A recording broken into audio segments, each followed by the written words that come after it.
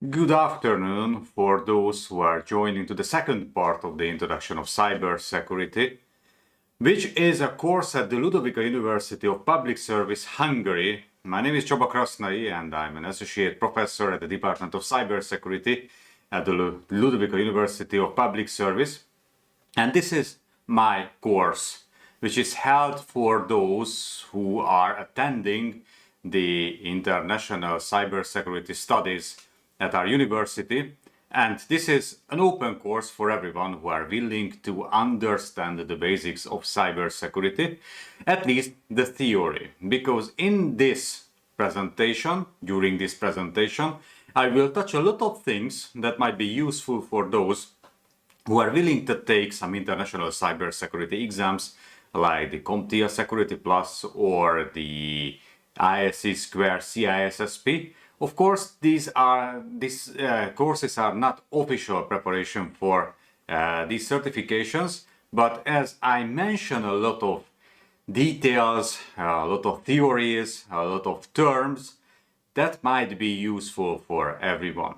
So in the forthcoming 1.5 hours, my plan is to go into the terms of cybersecurity and the concepts of cybersecurity, which is really worth to understand if you are willing to work in cybersecurity. You are working in cybersecurity, but you are not you don't have the details of the background theory of cybersecurity, and of course it might be useful for everyone who are willing to take that exam. So let's start my presentation. And with this presentation, I'm willing to introduce you, first of all, the basic theory of information security. So first of all, in this presentation, I will define what is the difference between information security and the cybersecurity. Because we used to say that cybersecurity is equal to information security, but this is not relevant. This is not true, because we need to find out that what is the relevant environment where we use both terms. So hopefully I can define you what is the major goal of information security and what is the major goal of cybersecurity today. So let's start with the information security, because in general and historically, as those who have the opportunity to watch my previous live video on the history of cybersecurity might understood. So information security was the first, and the militaries and then the businesses started to protect their information as a prime goal. So the fundamental question here is, what should we protect? The data, the network, the computer, the people? No. I mean, in theory, no. The answer is we are protecting the information. Information security, the defense of the information is our major goal. Of course, although this is very common in all legislation, in all standards, in all the relevant materials, protecting the information is quite difficult. Why? Because usually we don't really know what is the exact information. So in practice, we are protecting the data, the network, the computer, the people, but the goal of all kind of this defense is to protect the information. But what is information? Let's see the definition. Those who have attended my previous class might already know this definition, but let me refresh the memories. So by definition, information is an observation, experience, or knowledge of certain facts, objects, or phenomena given in an accessible form which alters, transforms, fundamentally influences, reduces, or eliminates uncertainty in one's knowledge. And what is data? A medium of information, a formalized representation of facts, concepts, or instructions suitable for communication, display, or processing by humans or automatic means. In computer science, data is a specific part of computer files, everything that is not a program, everything that computers deal with in the course of their operation, data input and output stored, processed, transmitted, or destroyed. So, what is the goal? Protecting the information. What is a new knowledge? The source of information is data. which is the same for everyone. We are using the same file, we are using the same paper, but we might have a different information from these files or these papers. Just imagine that when we are talking about, for example, a data leak, that is not an information leak, that is a data leak. Someone is downloading a lot of data from my organization illegally and reconstruct a lot of information about me. That is useful for their operation, and it's not useful for my business processes from the same data. So that means that although we are trying to protect our information assets, in general we are trying to protect the data and the information infrastructure that holds, that processes, that transmits the data. So that is a big challenge for everyone, because we don't really know where is the data. Nowadays especially, this is a difficult question, as data can be everywhere, literally everywhere. But the information that can be constructed from this data is questionable whether it's useful for me or not useful for me. So what is information security? Information security is the process of protecting information from unauthorized access, use, leakage, destruction, modification, and destruction. This is not IT security, not data security, not security engineering. Information security is the process where we are maintaining the confidentiality, the integrity, and the availability of the information, as you could see in my previous presentation. So our goal is to find those so-called controls or countermeasures that can sustain the confidentiality, integrity, and availability of my information, and helps me to keep my system in a secure state. Because every time when the confidentiality, integrity, or the availability has a problem, happens an incident, for example, my whole system will fall out from the secure state to a non-secure state. Okay, let's see that what is cybersecurity. I will use my own definition here, because for cybersecurity there are literally 100 different definitions, but I want to start it with the official one. I mean the official one which is coming from the Hungarian cybersecurity legislation from 2013, and I will add mine. So based on this definition, the cybersecurity is the set of tools, policies, security concepts, security safeguards, security technologies, policies, risk management methods, activities, training, and best practices that are designed to protect the computing environment, the assets and systems of the organizations and users that use it. I know that maybe I'm not the authorized person to give another 101 definition for cybersecurity, but for me, there is a major difference between information security and cybersecurity. So not the official one, but this is mine. I used to define the difference between cybersecurity and information security on the following way. In case of information security, we are doing information security in an organization where I can influence the processes, where I can influence the defense, where I can define that what kind of information are available and what kind of data holds the information and what kind of information infrastructure holds the data. In case of information security, my goal is to protect my information assets as much as possible. And in that case, I am responsible to do all kind of countermeasures and to define those controls which can be implemented in my organization. In case of cybersecurity, in my approach, cybersecurity is the task of a country, a task of a government, which has the responsibility to protect not just one organization, but all organizations and all citizens who resides in its own cyberspace. I will define what cyberspace means and how can we manage the national cyberspace in that.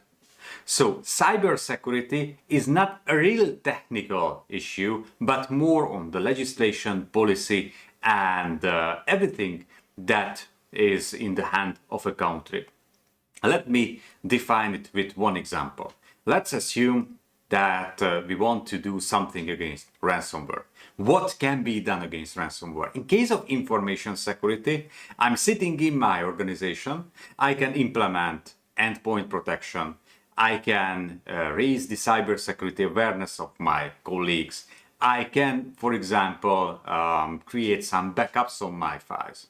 These are all the steps that I can do to reduce the impact and reduce the frequency of the ransomware attack. On the other hand, as a country, under the cybersecurity phenomena, I can use my diplomacy, for example, to talk with Russia and somehow let them know that supporting the ransomware groups is not really a good thing. I can use, for example, my police, my law enforcement, together with other countries' law enforcement units, to go after the ransomware groups and find those cyber criminals who are responsible for the ransomware. Or as a military, for example, I can treat ransomware as a terrorist attack, and I can threaten the cyber criminals who are behind the ransomware attacks, that I will nuke them as much as possible because they are just damn terrorists. Okay, so this is the cybersecurity part, when I use all the tools that are available for a country, and I'm not able to have an impact on those organizations who can do their own information security. So from the cybersecurity perspective, I can write legislation, I can set up compliance requirement, like the latest NIS2 directive in the European Union, and I can require the organizations to build up their own information security. But in a normal way, me as a country, me as a government, I can't send troops, I can't send security officers, I can't send liaison officers to all the organizations who are operating in my country, and I cannot put a policeman to every door, every computer of a citizen to protect the citizens. But I can set up an operating defense system in my country that can provide a secure cyberspace for my organizations and for my citizens. Okay, but what is the cyberspace? Cyberspace, again back to the wording of the Hungarian legislation, a global domain within the IT environment that contains the infrastructures of interconnected IT networks, including the internet, telecommunication networks, computer systems, and embedded processors and controllers. Cybersecurity is all the hardware that runs a software and is connected any kind of network. That consists the cyberspace. What do we have? Cyberspace is not necessarily equal only with the internet. Internet is part of the cyberspace, but it doesn't cover the whole stuff. So what is the national cyberspace? How can I protect my national cyberspace? Tricky question, because in the modern IT environment, most of the environmental assets, most of the IT infrastructure resides physically in another country's territory, like for example cloud. When I'm using cloud computing, that means that I'm using someone else's computer, and someone else's computer is in someone else's country as well, under someone else's legislation. So as a country, I need to use my own legislation, and I need to use, for example, my diplomacy to somehow influence the cloud service providers to fulfill my requirements towards a secure IT environment. That is what is done, for example, by the European Union towards the cloud service providers, for example, with the NIS2, because through the NIS2 directive, the cloud service providers are also the subjects of the NIS2, and they have to fulfill the security requirements of the European Union. And as the European Union is the alliance of several member states, therefore all the member states' requirements are required to be fulfilled by the cloud service providers. So that is again cybersecurity, and that is why we can define our national cyberspace, and following our own intention, our own strategic goals, we have to define those legislative steps that we require from those service providers who are providing services for my organizations, my country's organizations, and my citizens. And that is how we can set up the secure cyberspace. But there is another definition for cyberspace, which is coming from the science fiction of William Gibson. The title of that is Neuromancer, and it's a great book, and it is written in 1984. Funny enough that Orwell also wrote a novel with the title of 1984, which is widely mentioned with the context of cybersecurity, but that was written at the end of the 40s.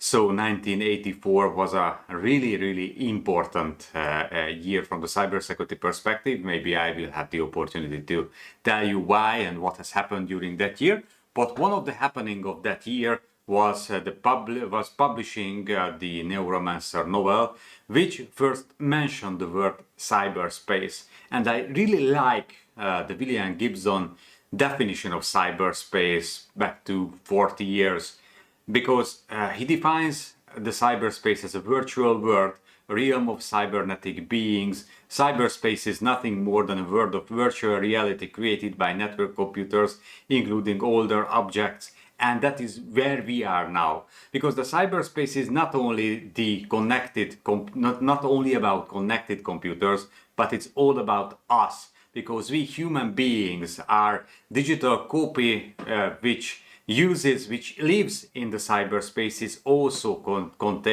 also one of the major part of the cyberspace. And as a country, under cybersecurity, we need to protect not only the infrastructures, not only the data, but our citizens, these human beings who are creating the cyberspace. The protection, the defense of those human beings is also a key point of cybersecurity. So this is my definition, but I also need to define attack. Attack is an act to obtain, destroy, or damage something of value.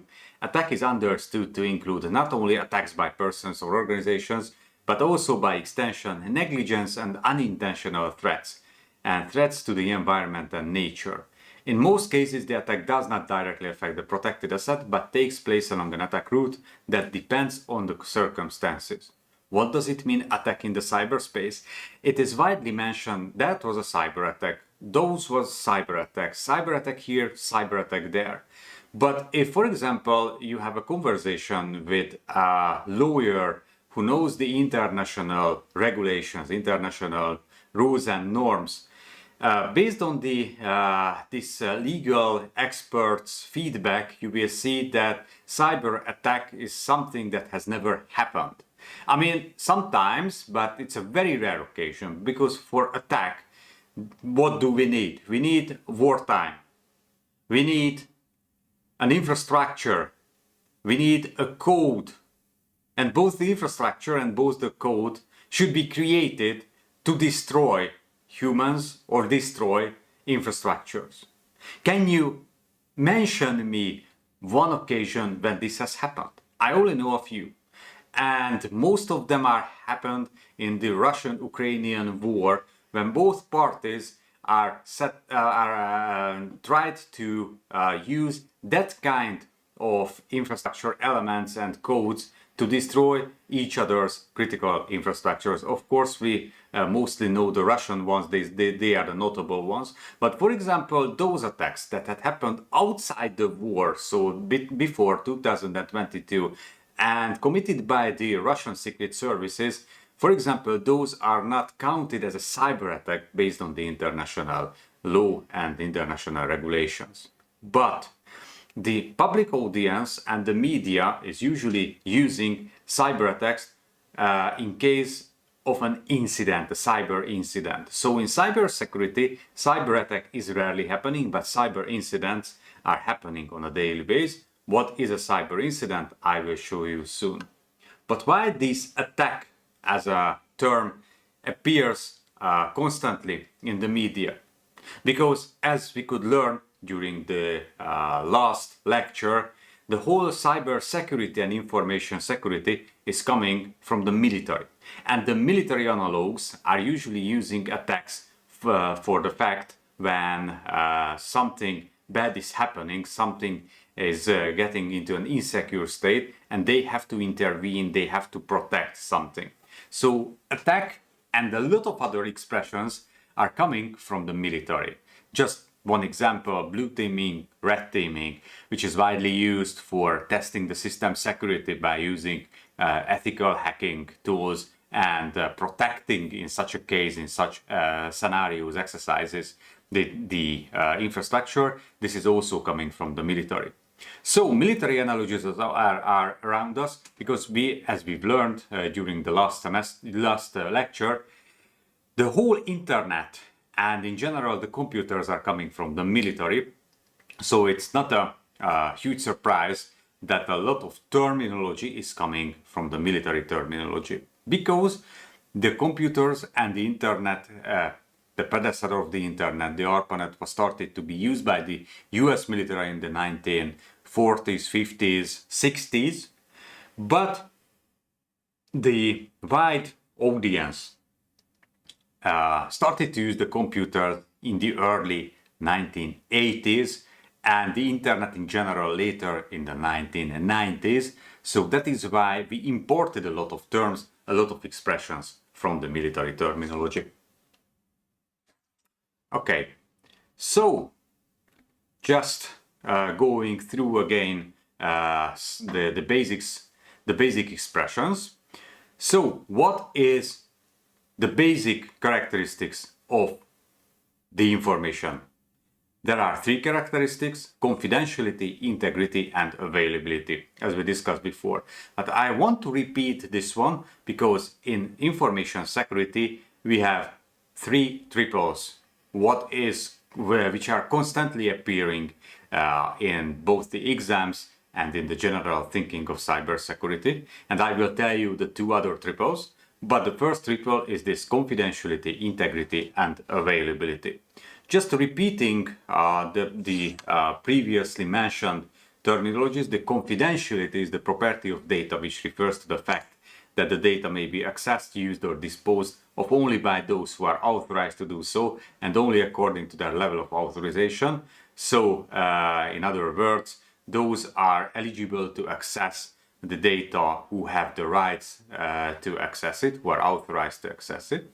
Integrity is the property of data that refers to the fact that the content and properties of the data as expected, including the certainty that it originates from the expected source, authenticity, and the verifiability and certainty of its origin, this is no repudiation, and the property of the elements of an electronic information system that refers to the fact that the elements of an electronic information system can be used as intended. So we need the information without any damage. We need it in its original format.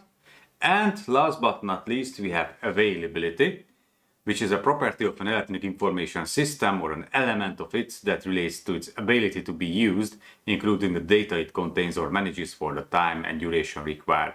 So information really refers to have when we need it, and it needs to be available when we need it. So as a quick go through, just to repeating the last one, the last lecture, this is the first triple: confidentiality, integrity, and availability. But some new rules. How should we set up the information security inside the organization? There are some rules that should be repeated and should be understood, that how we set up the information security measures. First of all, the basic rule is that we should not spend more on defense than the damage caused by some compromise of the information. So we shouldn't shoot a cannon at a sparrow. What does it mean? as we learned during the last lecture, if the value of the information is $100, the attacker won't spend more than $100 to get that kind of information. This is trivial because you don't want to spend more than the value of the information. So this kind of a cost and benefit, this is the result of the cost and benefit analysis. Except, of course, when you are a secret service and money doesn't matter, because in that sense, you might spend more resources than the value of the information. So there are some edge cases, but in general, we don't spend more than the value of the information. So in case of information security, the approach is the similar. Why should we spend more than $100 to protect the information? Meanwhile, the information is just $100. So we spend more, and we should find a balance. And in that balance, we should find the price of the countermeasures that will make the attacker to cost more than the value of the information to gather this information more. So if without a countermeasure, the attacker should spend $10 to gather the $100 information, it's really worth to do that. So based on the cost-benefit analysis, it's really worth to get to spend that kind of $10. But if I use a countermeasure that also costs $10, but raises the value of the attacker, the resource of the value of the resource that should be used by the attacker to $110, that means that with $10 investment, I could protect the information because it's not worth for the attacker to spend as much money as it is necessary for him or her to get the information. So this is the first rule, the cost-benefit analysis of the defense. Next one, the protection should be comprehensive. That means that all elements of the electronic system should be covered. As a reminder, what is an electronic information system? What consists the cyberspace? Everything that is a hardware that runs a software that connects to the internet. Yes, your smart television, your smart robot vacuum cleaner are also the part of the cyberspace and also the part of your electronic information system inside the organization. So when you are developing the defense of your infrastructure, you should keep in mind that you should also protect the smart television and the smart robot vacuum cleaner as well, because they are also the part of the system. So all elements should be covered with information security. Be closed, that means that the protection takes into account all relevant threats. When we are designing the defense system of an organization, we should be aware that which are the relevant threats that are around us. Because there are a lot of threats, but some threats are not relevant to us. So for example, I'm sitting here in Budapest and thinking on that what natural disasters can be relevant for me. The water flood, for example, is a relevant threat, as if I would just look out on my windows, I would see that the level of the Danube River is very high. So the flood itself is absolutely next to my window. But for example, an earthquake or a volcano disruption is not a relevant threat for me because I'm not using my IT system on region when earthquake is very are just very rarely happening. No earthquakes are expected in the forthcoming few hundred thousands of years, or no volcano disruptions are expected because no volcanoes can be found around my physical space. So I need to understand that what is my threat environment, and from that threat environment, which are those 1, 2, 3 dozens of threats that are relevant, and I need to measure its impact on my system. It should be continuous, for example, uninterrupted protection even under changing circumstances and conditions over time. Unfortunately, information security is something that doesn't have a weekend, doesn't have a holiday, doesn't have Christmas or New Year's Eve. Cybersecurity, information security is something that should be maintained 24/7. Information security is the one that big things are usually happening before the national holidays or the Christmas holidays or something, usually just right before the end of the working time. And continuity means that we should be aware that something will happen, something could happen anytime. And the changing circumstances means that anytime could appear a new software vulnerability, for example, that will affect my entire system. Just remember the Log4j vulnerability that has happened just right before the Christmas, and it has an effect on 1 billion of smart devices that run a Java operating system. Or just remember the SolarWinds attack that has happened when again just right before the Christmas, and it affected tens of thousands of high-profile organizations. So things are usually happening right before the weekend, and we should keep our mind on that and should not forget that defense should be continuous under changing circumstances. But we should be prepared for compromises. That means that we should be prepared that we cannot provide 100% security, and we shouldn't provide 100% security. We should provide a risk-based security level. We should provide a secure enough state, and this secure enough, which is a subjective state, should be defined by the management, what we will learn under the risk assessment, risk management topic of this course. So we should be aware that we cannot provide a full protection, and we shouldn't provide a full protection. But the defense what we are providing should be uniformly strong. So all the system elements should have on the same security level like all the other ones, because the system itself is as weak as the weakest link in the chain of the security. So let me mention here the second triple of information security, and this is preventive, detective, and corrective controls. What does it mean? Preventive controls means that we are trying to avoid the impact of a threat from occurring. In most of the cases, when we are setting up security, we think that we should prevent ourselves from the security. And this is true because in most of the cases, we are trying to prevent the occurrence of an incident. We are trying to prevent most of the potential problems. That is why we have endpoint protection, for example. That is why we have a firewall, because we are trying to avoid the threats to be exploited throughout a vulnerability on our system. But of course, we cannot prevent everything. Therefore, we should be prepared for the fact that something will happen in our computer system. And that is why we have the detective controls. Detective controls are aiming to detect the occurrence of a security incident as early as possible. So our goal is to identify any signs of an unsecure state when the impact of the unsecurity is just tiny, and to be able to intervene as fast as possible.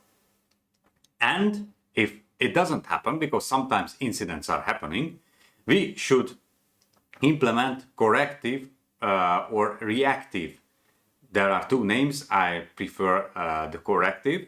So the corrective controls, which means that some actions should be taken to prevent or delay the propagation of a security incident that has occurred and to mitigate further damage. That means that we cannot identify the incident, the problem, in its minor stage or before it happens.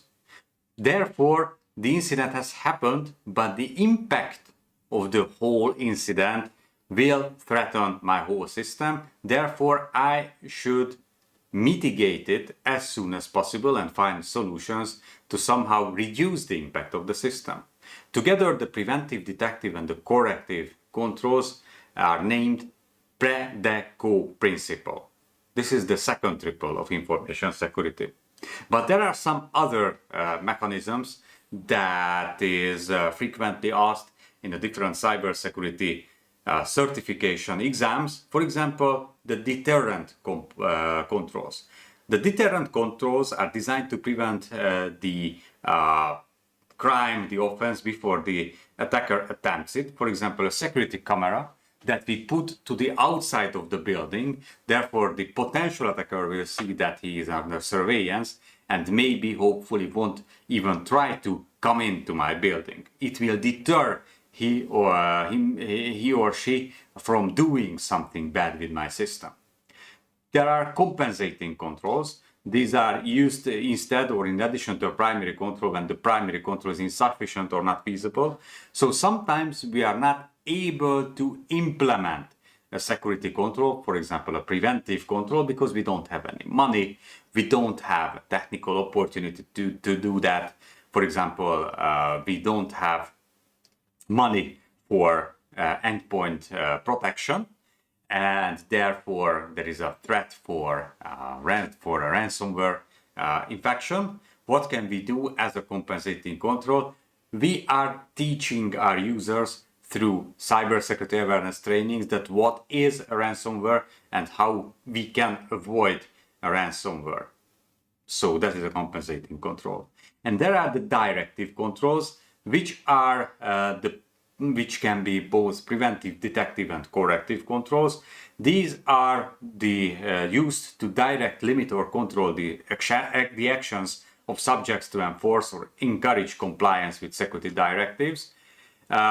This can be also found in the third triple, but it should be mentioned here as this is also the part of the examinations. So directive controls are usually the written controls and the written processes which are used inside the organization. Okay, security events. And now I arrive to the security incident definition. What is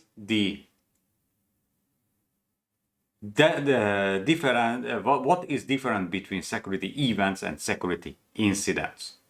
So, security incident, by definition, an undesired or unexpected single event or series of events that causes an adverse change or a previously unknown situation in the electronic information system, on which results in the loss or corruption of the confidentiality, integrity, authenticity, functionality, or availability of the information carried by the electronic information system. So, security events are happening constantly. Hundreds or thousands of security events are happening in an information system. But that is why we have the controls, because the controls what we've implemented are able to manage the security events. The security events holds the possibility of a future incident. But during a security event, the system itself remains in a secure state, so no confidentiality, no integrity, and no availability of the information is hurted. But if the system itself is getting to an unsecure state, and the confidentiality, integrity, and availability has some kind of a problem, we are encountering an incident. Incidents are rarely happening in a well-designed system. Incidents are happening once or twice in a year in a well-defined system, because in most cases security events doesn't turn into a security incident. But how can we manage the security incident? That is why we have the security incident management as a process, which is a planned activity of documenting a security incident in an electronic information system, resolving the consequences, identifying the causes and responsible parties for the incident, and preventing similar security incidents from occurring in the future. So through security incident management, we are able to reduce the impact of the security incident, and we are able to restore the whole system into a secure state. Okay, so that is incident management. Asking back and reviewing, what should we protect? Information. What is there to protect against? against the attacks that compromise the confidentiality, the integrity, and the availability properties, and therefore ruining the secure state of my system. How can we protect the information? Through the protections that can be fulfilled through the preventive, detective, and corrective actions. And how can we make sure that the protection works? That is why we have the whole information security process, when we will learn that the information security process itself is a circular one, that we should plan the information security, then we should do the security, then we should check the current state of security, and we should act as this is the PDCA or the Deming circle. So it's recurring, and we should always keep our eyes that how the security of the whole state can be provided. So information security is a process. We are constantly assessing the information assets, our environment, what we need to protect, the information, the data that is the source of the information, and the infrastructure that holds the data. We are trying to enumerate all the threats that are arising in my environment, and we are trying to find those threats which are relevant for our organization. And based on the risk assessment method, which we will learn later, we can identify the risks which are relevant for my organizations. And based on the risk assessment, we are managing the risks. So we are implementing controls, safeguards, or countermeasures. And we are constantly analyzing the effectiveness and the efficiency of these controls, trying to build up a better information system. Keeping in mind that not all the information security threats can be managed, and not all the risks can be managed, because something will sometimes happen. So, what should we protect? The information. What is storing the information? The so-called information assets, which are basically the data, what we are storing. So the data itself is the major point what we should encounter, and the IT systems which are using that kind of data. So when I'm talking about information assets, I'm talking about an inventory of the data and the IT systems that are using, storing, processing, or transmitting that data. And then comes into the picture the so-called electronic information system. This is also one of the uniqueness, I think, of the Hungarian legislation system. Because an electronic information system is the set of tools, environmental infrastructure, hardware, network and storage media, procedures, control software and related processes, and people who manage data and information. And the following are belonging to an electronic information system. Computers, computer systems and networks, including internet services. Fixed mobile radio frequency and satellite telecommunications. Fixed mobile radio and satellite broadcasting. Radio or satellite navigation. Automation, control and monitoring system like SCADA, telemetry, remote sensing and telemetry system, etc. Systems which may be used to detect, intercept or interfere with the above. So all those are the electronic information system, and under the electronic information security, our goal is to protect those systems, and through those systems, the data that they are managing, and through that data, the information, what consists our valuable assets inside the organization. Of course, there are some special information systems. In the European Union and in the United States, of course, the legislation are usually talking about the critical infrastructures. The critical infrastructures are those infrastructures which are needed for the smooth operation of the economy and the society. So by definition, the critical infrastructure means facilities, assets or services whose failure or destruction would weaken national security, the national economy, public safety, public health, or the effective functioning of government and facilities, assets or services whose destruction would significantly diminish national morale, or confidence in national security, the national economy, or public safety? I think it's obvious that we are talking about electricity, water, transportation, financial system, and so on and so on and so on. But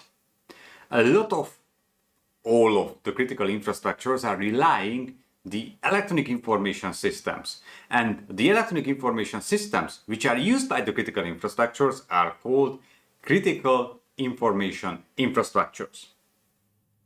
And our goal is to protect these critical information infrastructures, and the abbreviation for that is CIIP, Critical Information Infrastructure Protection. So what is a critical information infrastructure? Info communication facilities, assets, or services that are themselves critical infrastructure elements, and info communications facilities, assets, and services of critical infrastructure elements whose failure or destruction would render the critical infrastructural parts thereof inaccessible or significantly reduce their operational capability. So we are talking about those IT systems which are very, very important for the smooth operation of a critical infrastructure. Moreover, there are some special electric information systems which are used by the government, which are not critical, but they consist and they are transmitting highly secure data.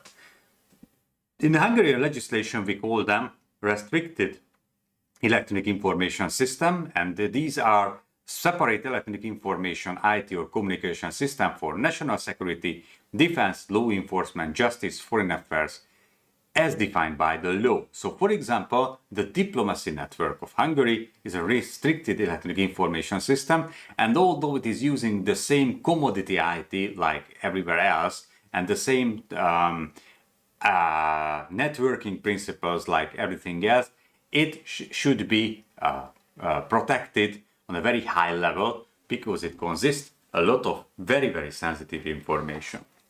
Okay, so those are the special information systems. Now we should jump to the data which holds the information. In connection with data and in connection with data privacy, we have some common terms like the data owner. The data owner is the person who is responsible for the data he or she processes, and he is entitled to classify the data. Unfortunately, if we are the data owners, our organization is responsible for the data protection, and we cannot give out this kind of responsibility for anyone else, because by the law, by the legal background, we are responsible for the data. Meanwhile, maybe not we are the ones who are processing or controlling the data. So the data controller, for example, a natural legal person or unincorporated organization that carries out processing, and in that case the data owner and the data controller might be separated, but the responsibility for data protection is on the data owner. What does it mean, processing? Processing any operation or set of operations which is performed on data, regardless of the procedure used in particular collection, recording, organization, storage, alteration, use, consultation, disclosure, transmission, alignment or combination, blocking, ensure or destruction, and prevention of further use of the data. Processing can happen in my organization and can happen somewhere else. But the result of the processing will be what else? Information. So I am responsible for protecting the result of the data processing. Therefore, I'm responsible for information security. Who is the data processor? A natural person, legal person, or unincorporated organization that carries out processing for the controller. What is data processing? The performance of technical tasks related to data processing, regardless of the method and means used to perform the operations and the place of application. So these are all around the data processing and who is controlling the data, who is owning the data. But at the end of the day, although the data owner is an organization, if that organization is controlling, is owning my personal data, that is my personal data. Therefore, I have some rights that what is happening with my data. So based on the GDPR, the General Data Protection Regulation in the European Union, I have the right to informational self-determination. That means that I have the right to influence all the private data that belongs to me. But there are some other types of special data. The most trivial one is the banking data. The financial institutions have a lot of information on their customers, on their consumers. Therefore, this kind of data, which is tightly connected to the financial situation of a customer, should be highly protected. So based on the law, banking secrecy means any fact, information, solution, or data available to a financial institution about an individual customer relating to the customer's person, data, financial situation, business activities, management, ownership, business relations, account balance, turnover, and contracts with the financial institution. So the financial institution should highly protect that kind of information based on all kind of national legislation.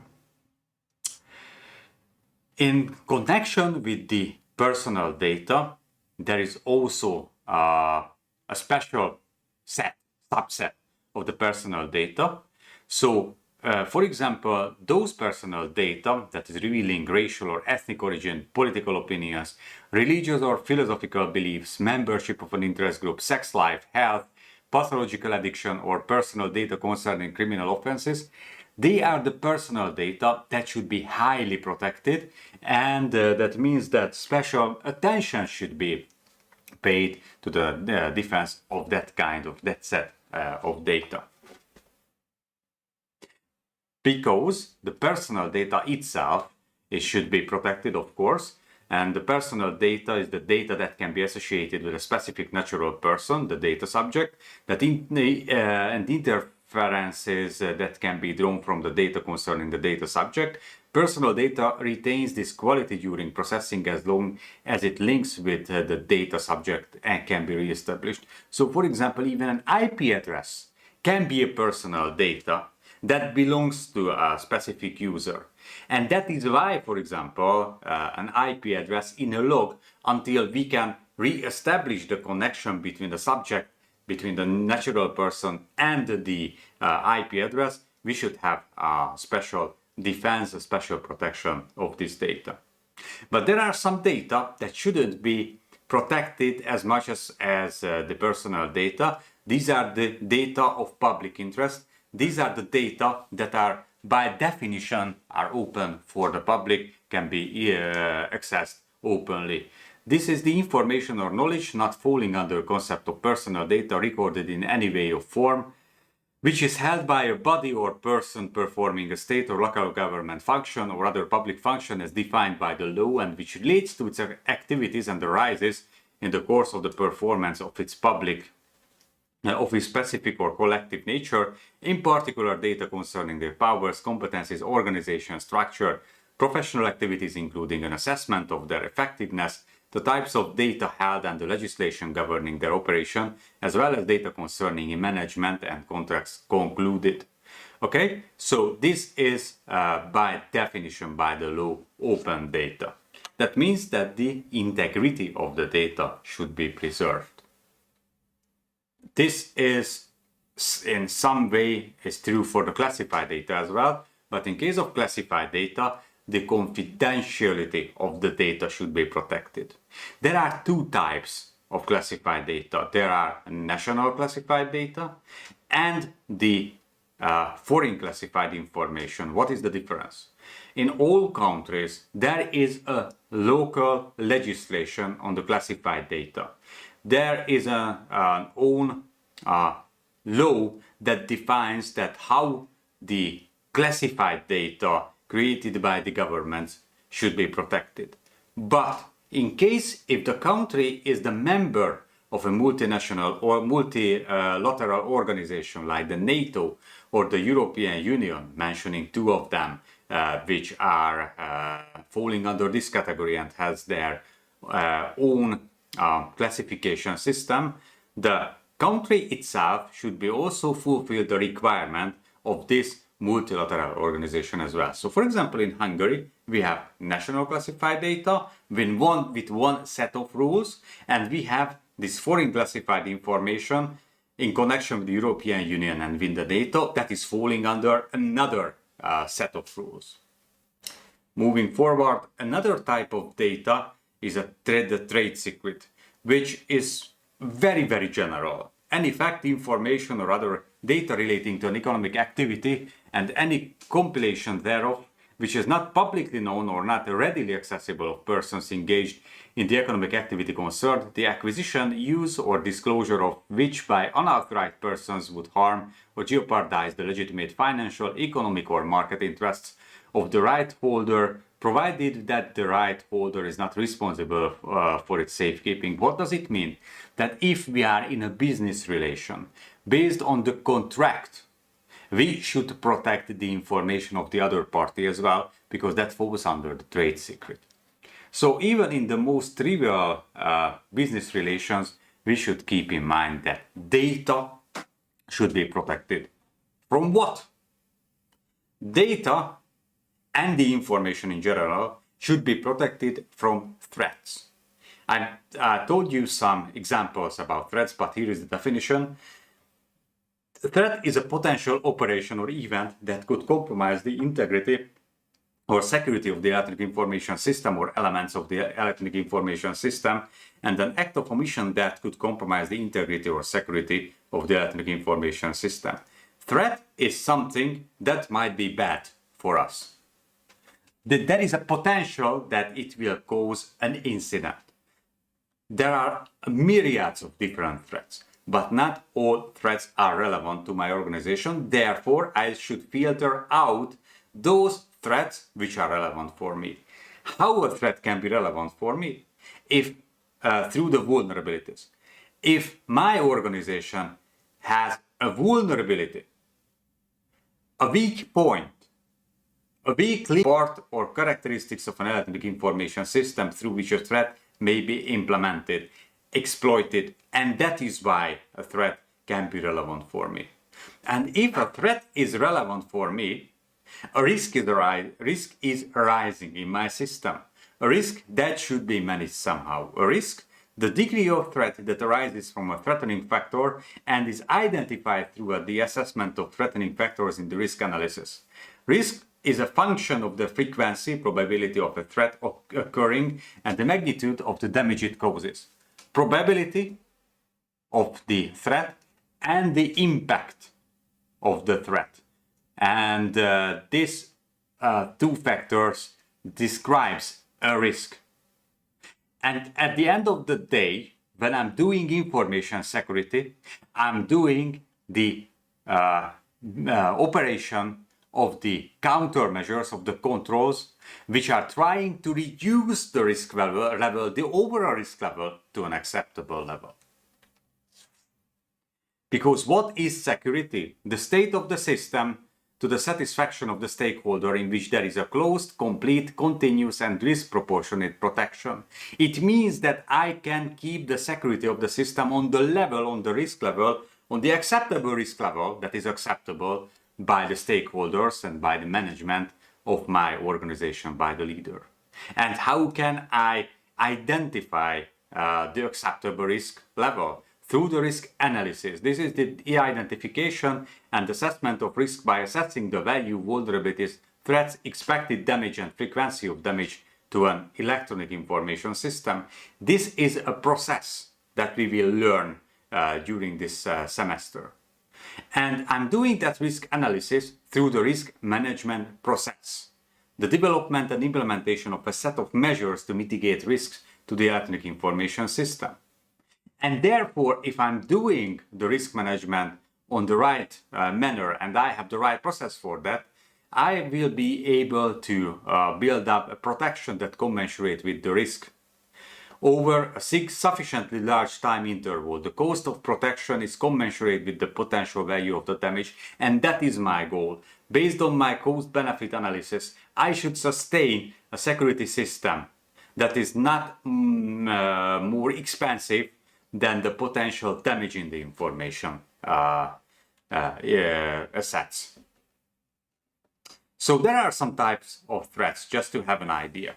It is used to be said, and based on my questionnaires which I used to run together with my students on different courses, the first thing what is usually coming into my mind from a non-cybersecurity professional is the word hacker, which is obvious because the media is full with hackers.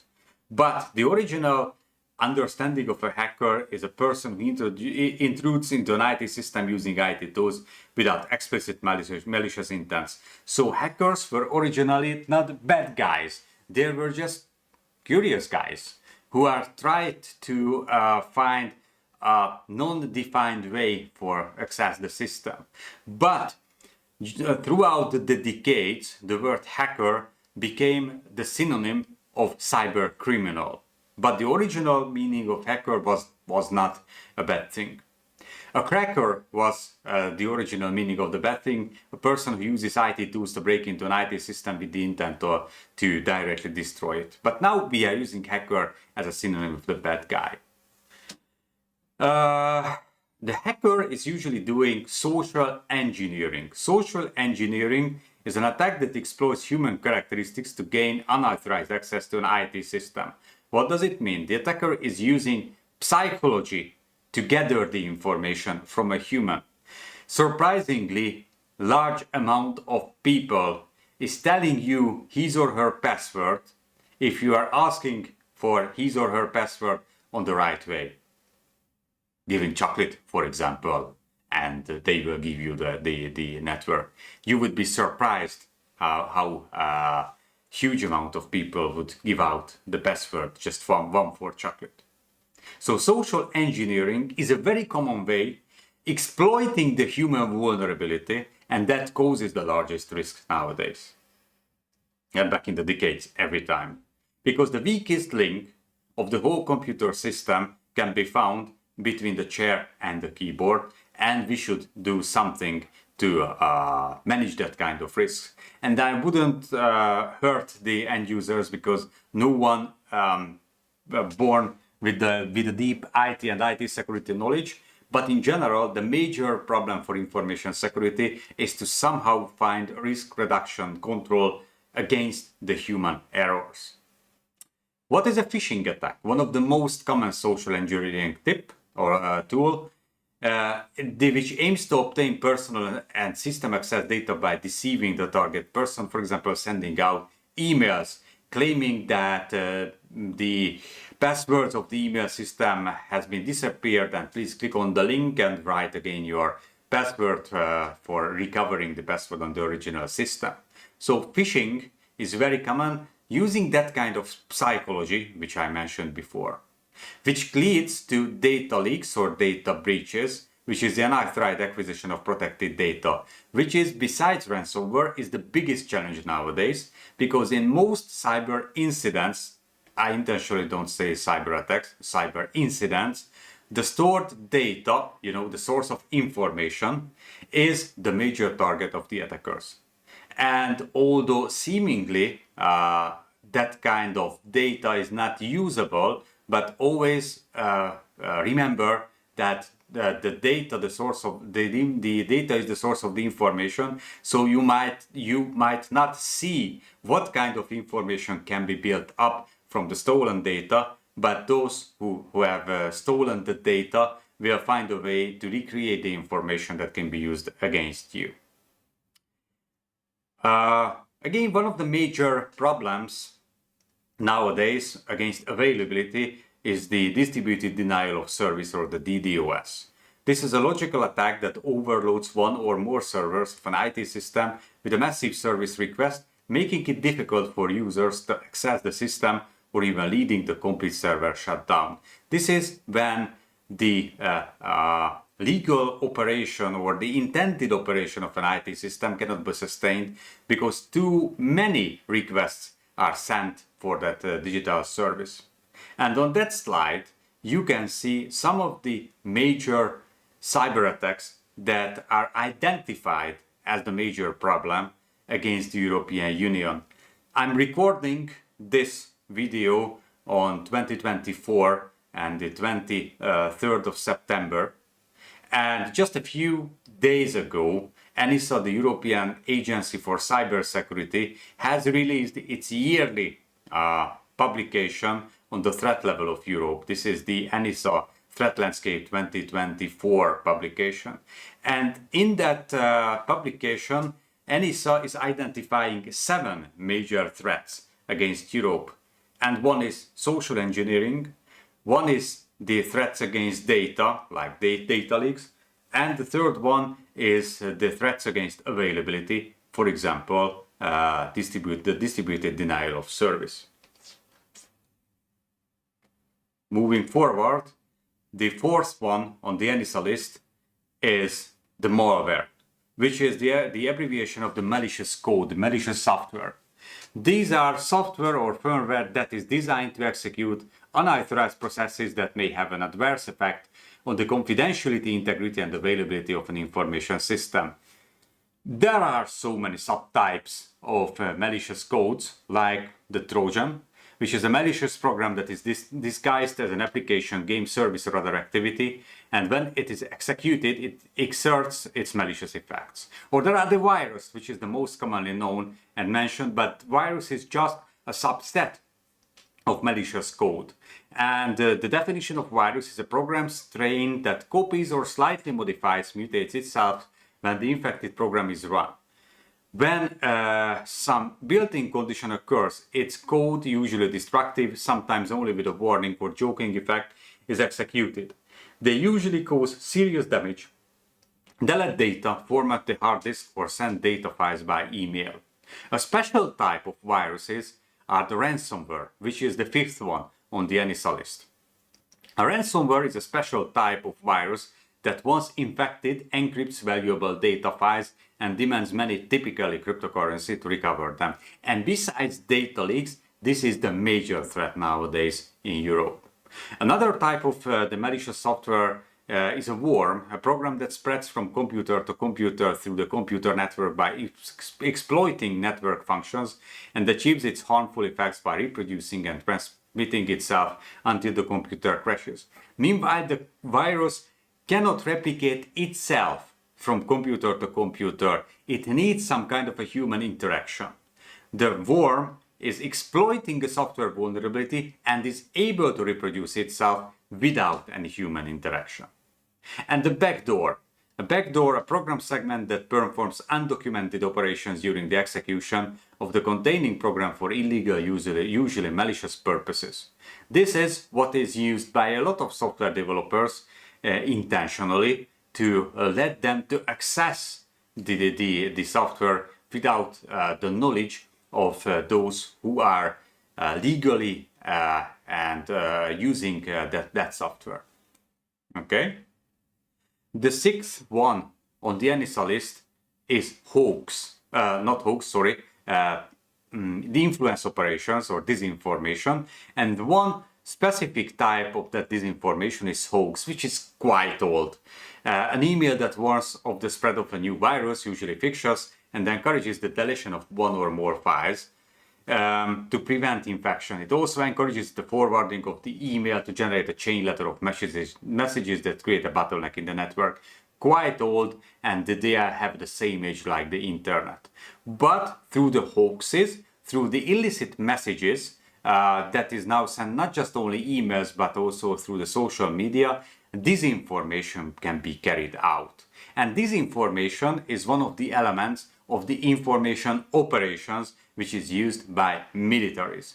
By definition, information operations are the set of activities carried out between belligerents to achieve information superiority, to influence the opposing party's information-based processes, information systems and computer networks, or to protect their own information-based processes, information systems and computer networks. So in general, this is how information operations are working, and one of the subset of cyber operations, which includes the disinformation through the internet, is called cyber operations. This is the use of cyberspace capabilities where the primary objective is to achieve military results or effects in or through the cyberspace. Cyber operations are not equivalent to information operations. Information operations can be conducted in the cyberspace as well as in other domains. Cyber operations directly support information operations and non-internet based information operations. may have an impact on cyber operations. So this is this is the definition of cyber operations, and these are the major threats against Europe. And I told you that there are 7 different threats, repeating, so malware, information manipulation, ransomware, threats against data, threats against availability, social engineering threats, and only one left, the supply chain attacks. The supply chain attacks, when the whole supply chain, the whole processes are belonging to one of the elements of this whole supply chain, but we will also have a separate lecture on that question. So I mentioned 3 triples, I mentioned 2 triples, and here you can see the third triple. Besides the fact that we are trying to protect the confidentiality, integrity, and the availability of the information, we are through the preventive, detective, and corrective actions. We can also do that through physical, logical, and administrative steps. What does it mean? We have physical defense. Physical defense is the protection against threats in the physical space, the main components of which are natural disaster protection, mechanical protection, electronic signaling, life force protection, access control, surveillance, power supply, radiated and conducted disturbance protection, air conditioning, and fire protection. What does it mean? Our data, digital data, resides on, for example, a storage or a removable media, yeah, right, like a USB pen drive. We should protect these electronic information systems in the physical space as well. We should have a protection that can prevent the attacker to simply just go into the data center and steal the data storage that resides in. So physical countermeasures can be done. Or we have logical, or in other words, tactical defense. These are the protective measures that are established in an electronic information system by means of information technology tools and processes. In other words, this is IT security. So logical defense is IT security when we are defending the IT systems with different tools and procedures. And we have administrative, managerial, plus operational security, which is organizational, regulatory, and control measures taken for the purpose of protection as well as training in protection. What does it mean? We have internal policies. Internal policies that defines the secure state of the systems, and those processes, and the high-level policies, managerial, and the processes that can help us to operate the whole IT system and the whole system on a secure manner. These are the operational steps. Right? So the third triple is physical, logical, and administrative defense. And last but not least, just for the sake of the cybersecurity certifications, I also need to define here the principles of the access protection, which can be reduced to 3 A's: authentication, authorization, and accountability. Plus we can add here the no repudiation, plus we can add here the identification. What does it mean? In a system, when we are naming the subject, remember the person who is accessing the system, we are identifying every subject. We are giving a name for the subject. Identification means that I'm giving a username for my system users. And then these users should authenticate themselves towards the system. They have to prove their identity. The authentication means verifying the identity of a user, device, or entity before granting access. I need to provide, for example, my password to the system. I need to provide my fingerprint, my face, as a biometric authentication. I need to use two-factor authentication. Besides the passwords, I need to click on the pop-up on my mobile phone for accessing the system. And this ensures that only legitimate users can access systems and data. After the authentication, the system let me into the system, but the system itself should decide that what kind of objects, what kind of files can I access with my identity that I proved through the authentication. That is authorization. Authorization means that through the authorization, the system determines that what an authenticated user is allowed to do. So what kind of steps, what kind of processes are let to be done in this kind of systems. It grants or restricts access to resources based on user roles and permissions, and the mandatory access control or the discretionary access controls, or later the later used role-based access control or attribute-based access controls are used to decide that whether a subject is able to do any kind of processes, any kind of steps on the objects of the system. And then comes into the picture the third A, the accountability. What does it mean? Accountability means that we can track the user interactions and we are maintaining the records of any accesses and activities. Why do we do that? Because this one ensures that actions can be traced back to a specific user who will be responsible for any steps that he or she did in the systems, and we are doing that for supporting the security and compliance as well. So through logging, for example, we can reconstruct the steps of all users, and we are able to provide the accountability of the subjects. And last but not least, the no repudiation, because of course it's something that happens, and we have the logs that proves that a user is responsible for a security incident. He or she will deny everything every time. And that is why we have the no repudiation as a major principle, which ensures that the user cannot deny the authenticity of their actions or transactions.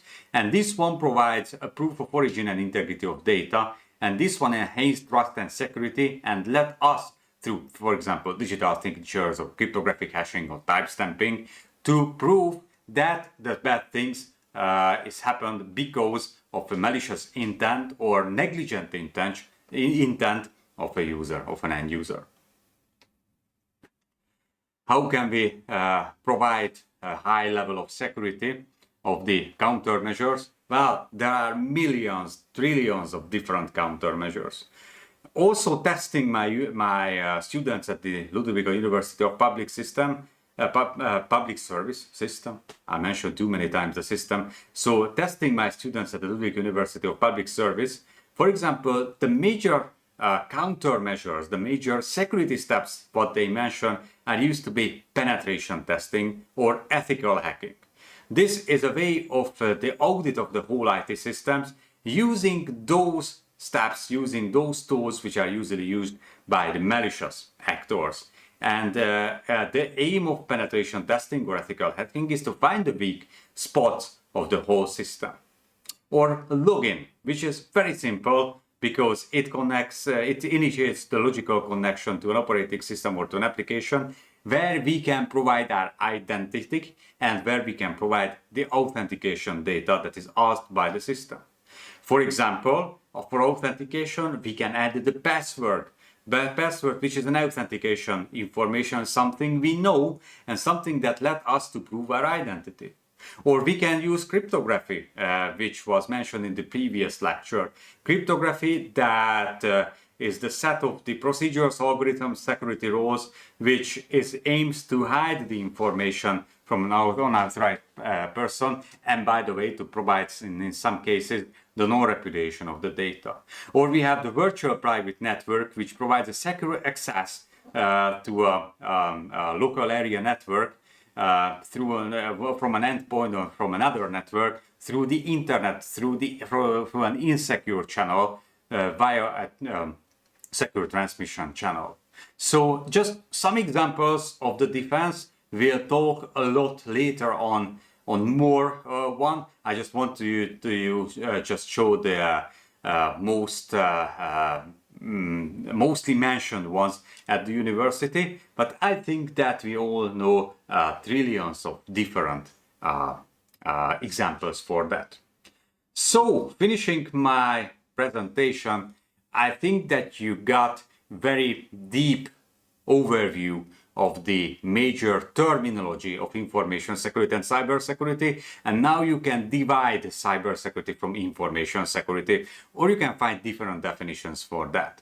But I think that using this CIA principle, Predeco principle, physiological and administrative defense, you might see that how extensively we can use the different approaches of information security. Information security and cybersecurity are coming jointly. They cannot be separated nowadays, but that will be the subject of another lecture, which will be held for those who are watching me online next Monday, same time. For those who are reviewing this video, hopefully you can see the next streams on my YouTube channel. So please give me a feedback on that one. If you have any question live, please ask it. I'm here and I'm watching the questions. If you are reviewing later on this video, also just feel free to write in your questions.